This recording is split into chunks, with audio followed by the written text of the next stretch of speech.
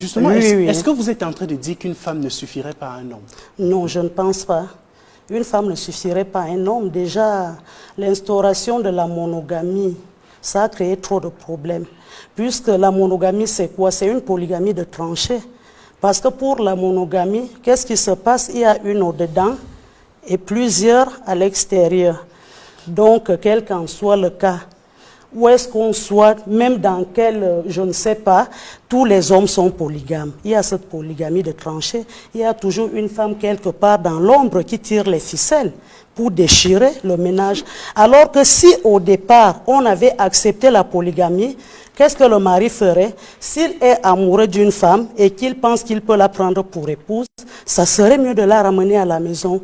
Et puis les différentes femmes, comme je l'ai dit au départ, les chefs de département, les chefs de structure, chacun aurait des rôles spécifiques. Cet ensemble-là produiront donc, je pense, l'éclosion de la famille. La famille serait rehaussée et il y aura même moins de problèmes. Parce que qu'est-ce qui se passe? Ces femmes au dehors, c'est la conséquence de cette monogamie qui voudrait qu'une dedans, plusieurs à l'extérieur.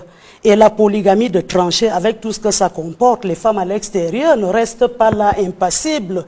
Il y a les maraboutages, il y a des ensorcellements, il y a plus les maladies sexuellement transmissibles, les enfants monoparentaux et autres.